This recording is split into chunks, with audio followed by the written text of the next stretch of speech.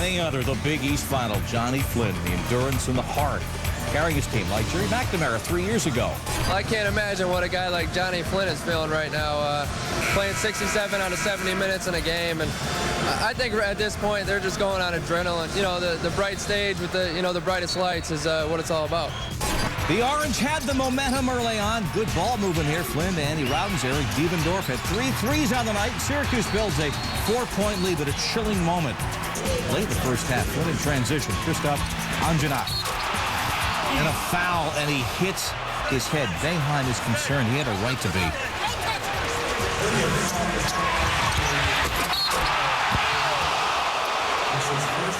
Anjanat was okay. Syracuse led by 8 at the break of the second half. DeVille trying to break out of that shooting slump. Just 4 of 15 from behind the arc. Tuning up their defense, too. Andre McGee, one of his 3 threes, ties the game at 41. With 3 minutes later on the clock, Flynn stolen. That's passed by Terrence Williams. We come down court. Earl Clark. It's another 3 at 13 on the night. Starting to turn Cardinal red. DeVille up by 8, and they're on a roll. He gets the roll, Williams, here. He played all 40 minutes. He's fired up. Cards up 10. This was a bridge too far for the Orange after a valiant week. You see the fatigue. Devendorf misses. Flynn the putback. Effectively a 5th game in 4 days, and it is telling. Flynn the MVP despite not being on the winning team. The Cards with a message for the committee.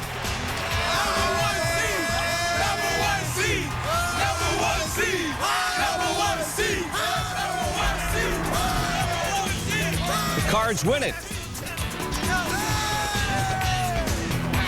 To the ACC semis, the nation's #1, North Carolina and Florida State. Tyler Hansbrough, 25 points shy of the all-time ACC scoring record, but no Ty Lawson again, still down with that toe injury. Wayne Ellington picking up some slack. The Noles doing their level best, but no stopping Ellington early. We didn't allow Wayne Ellington to do anything. He's a great player. He made some very tough shots, and they were contested shots. So we've done as good a job as we can do. He's a great player. Great players make great plays. Yes, they do. Ellington, 13 points in the first half. As for Hansbrough, coming out strong in half 2.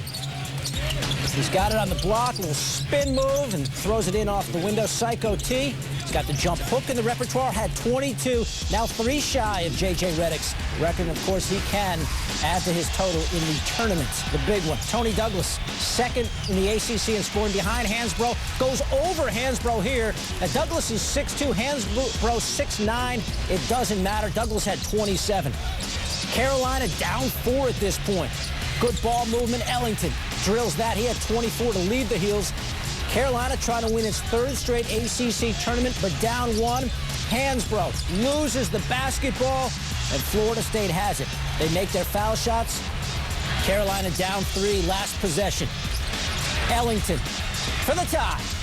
No, way too hard, but the Heels get the offensive rebound. Danny Green, that won't work as well. Florida State stuns the 1 seed, 73-70. Leonard Hamilton's guys are off to the ACC title game.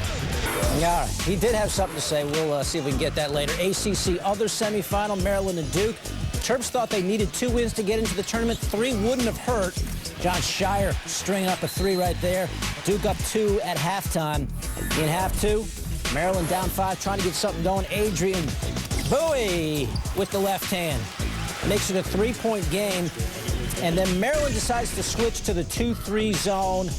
And Duke licking their chops. Nolan Smith slashing and getting to the 10. Duke by 5. Then John Shire sees a little seam in the zone and gets that to go. Shire had 22. That kind of slashing opens up the outside game. Gerald Henderson for 3. Duke took more threes than any team in the ACC this season. Shire again. They hit 9 threes in this game, and they build the 7-point lead. Maryland trying to do something to get back in it. Dave Neal puts it on the floor. That won't go. And Duke's going to run in transition. Nice bounce pass by Henderson to Shire. And Duke up by 9. And then later, off the inbounds, they beat the press. Henderson ahead to McClure for the score. And Duke wins 67-61. So they're headed into that champion. Pac-10 final. Here comes James Harden. And Sun Devils 6-seeded Trojans need this one. But Harden driving to Jeff Pendergraph in the first half. He had 18. And later on, Harden who played just 6 guys yesterday. The Sun Devils a very short bench. Harden had 3 at 6 and 5 helpers in the first.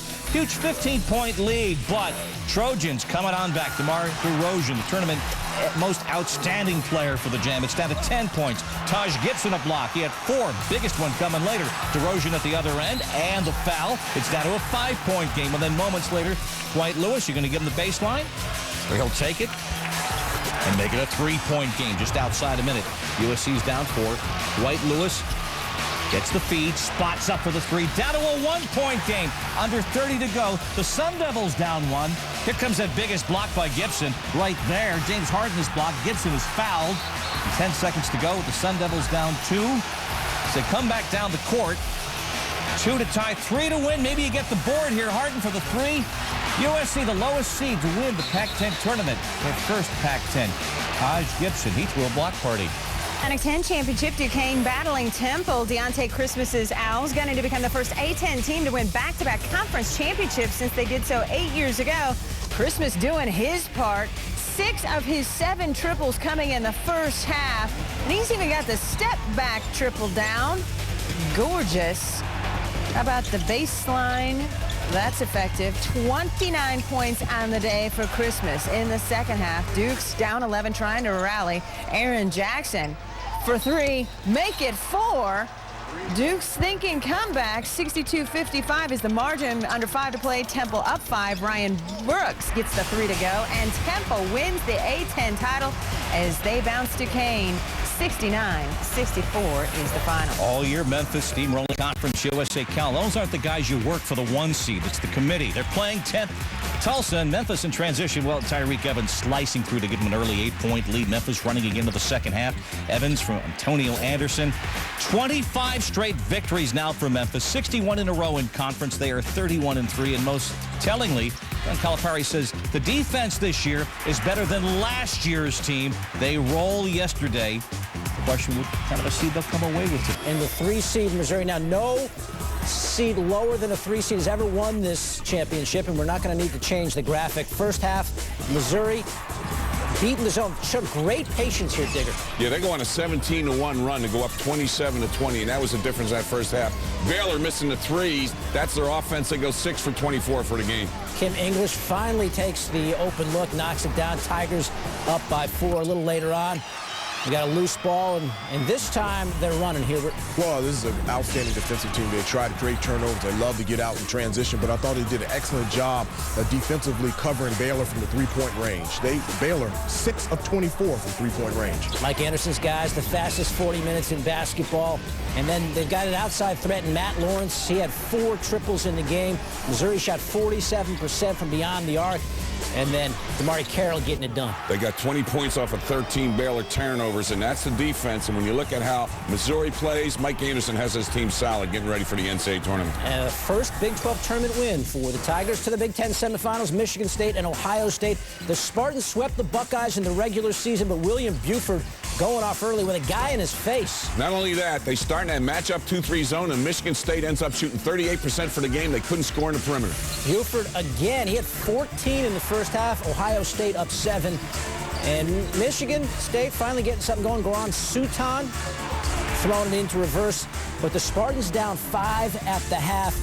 They play such tough D all season, Hubert, and they really weren't too good defensively in this game. No, they weren't. I mean, they allowed Ohio State to shoot over 50% from the field, but their real struggles has been on the offensive end. They've been struggling with turnovers and trying to find a consistent score outside of Raymar Morgan. Raymar Morgan struggled, but they needed Kalen Lucas, Chris Allen, other guys to step up. Didn't get it done here against Ohio State. Morgan missing the easy one inside. Michigan State shot just 38%. Evan Turner, who does everything for the Buckeyes, gets it to go. He had 18 and 10. Ohio State moves on to the Big 10 championship game. They get the winner of Illinois and Purdue. The Illini swept the Boilermakers in the regular season, but as we saw in the other semifinal. Payback game. Can't beat me 3 times? Let's try. No Chester Frazier. We saw him there after the hand surgery, and Robbie Hummel going off. Hummel's back. The defense is back. He goes 19 points, 12 rebounds, and their defense show up, holding Illinois to 35% from the field. Hummel's had back problems much of the season, but as you said, Digger, he's back. He's feeling better. 4 for 4 from distance in the first half. Calvin Brock getting that to go. Bruce Weber said, we haven't had a game like this all season. And to watch the block, Jawan Johnson getting Trent Meacham here. That's somewhat demoralizing if Yeah, it you're is, but Trent Meacham. Yeah, but when you look at Illinois, they were playing without their starting point guard, Chester Frazier. He was injured with the right hand, so they weren't 100% playing against Purdue today. Absolutely not. So Purdue wins that one by Auburn. Kind of a bubble team trying to play its way in. Bruce Pearl's guys getting it done, especially Wayne Chisholm. Wayne Chisholm really found his game. He gets 27 points. Tyler Smith gets 23. They combine for 50. They shoot 62% in the first half. Chisholm, he's got a flair, doesn't he? Wears the headband way back, knocks down his threes, had 27 for the game, 4-7 from distance from three-point range. But typical Tennessee, they don't take care of the ball. Tennessee had 19 turnovers. Auburn still gets 18 points. That's a weakness of Tennessee, Hubert. Tyler Smith going inside there. He had 23. And then more from Chisholm, who's going to finish strong. That's a career-high game for him, 27. And Tennessee hits Auburn hard, 94-85. The number 1 seed, LSU and Mississippi State. Mississippi State pretty much needing some wins here. Jarvis Varnado. This guy's been huge in this tournament. Well, I mean, you look at him offensively, but he's more noted as a shot blocker. He's been the best shot blocker in college basketball the last 2 years. And what they did is they played a 2-3 zone, made LSU shoot from the outside. LSU struggled from three-point range, 4-16. That was a game right there. Cody Augustus going backdoor, a 7-zip run for the Bulldogs. Another payback game. They lost twice to LSU during the regular season. Not now, just like Southern Cal using the UCLA. These teams stole bids. Mississippi State looking to try to get this done, as well as what Southern Cal did in the Pac-10, winning that championship. You mentioned the blocks. Varnado, the leading shot blocker in the nation, had 7 of them, including 19 points, 7 rebounds. The Bulldogs are in the WAC championship game. The 1 seed Utah State against the 2 seed Nevada. The Aggies have an interesting player and a good one in Gary Wilkinson. He is the 2009 WAC Player of the Year. He's a high school dropout, got into basketball relatively late in life, did a Mormon mission. He's now 26 years of age, older than a couple hundred current NBA players. And he's a savvy one. He's got skills. He's a veteran. Goes up and under there. Then Wilkinson with the lay-in here. The Aggies rolling up 11.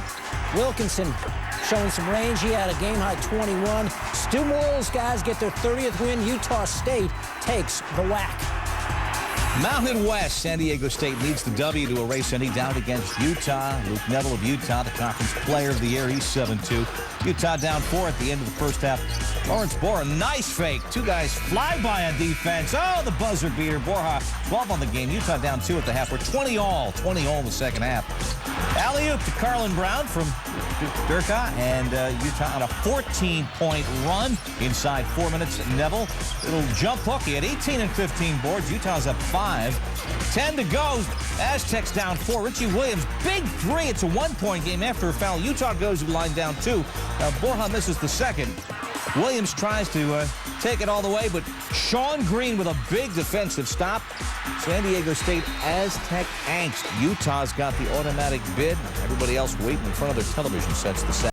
Mississippi State, Tennessee Vols enter with that large berth, probably in their back pocket. Bulldogs, Sans, a backup plan without perhaps driving Joe Lenardi. Late second half, Mississippi State down 1. The boss swings the ball to Phil Turner, who knocks down the 3. 2-point lead for the Bulldogs. 12.4 left. J.P. Prince inbounds the ball, gets it right back. Trail official calls a blocking foul. Prince never dribbled the ball. Looks like he traveled before the foul is called. Stansbury wants a walk. After he makes 1 of 2, Tennessee regaining possession. 9.5. They're trying to inbounds Tyler Smith. Counting. We're calling timeout. But no, we get a 5-second violation. Bruce Pearl. What do you count him up, Butchie? It's not 5. How hard can that be? He gave him half a second. There you go. 5.5. Referee made the right call. Pearl, he's still angry about the choice of jackets. 9.3 seconds left. Barry Stewart inbounding the ball. No. D. Boss gets the pass, and then look at this.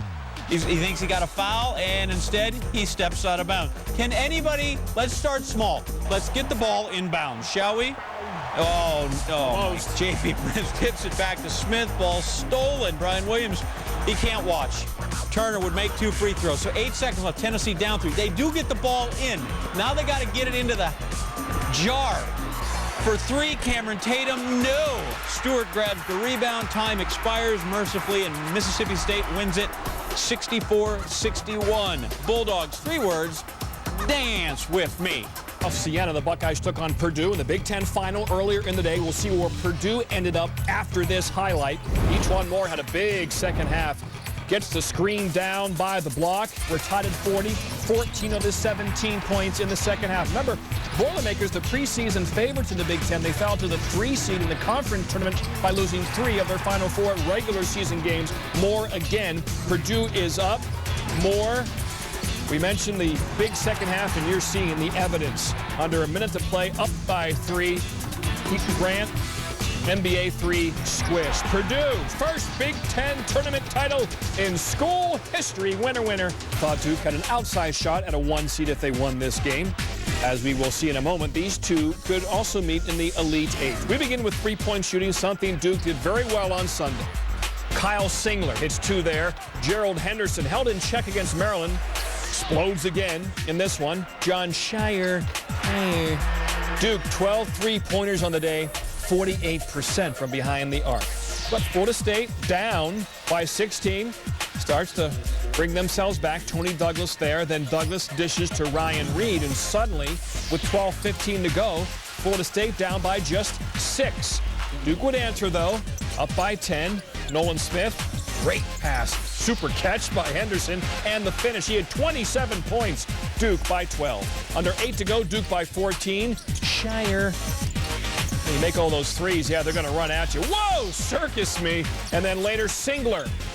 29 points. Singler, Shire, Henderson combined for 70 of the 79. Coach K, a special win. Last year's Final Four host, UT San Antonio. Lumberjacks looking to earn their first NCAA tournament bid. Not technically correct because Northern Arizona's Lumberjacks have made it before, so Stephen F. Austin's haven't. This will get them close. Eddie Williams there gives them a 9-point lead. Then Eric Bell bounced pass to Eddie Williams. Williams 16 points. Bell 9 assists, 10-point margin. And Matt Kingsley, funny. He had 20. SFA goes on to win it, and they have the first bid in school history. So in the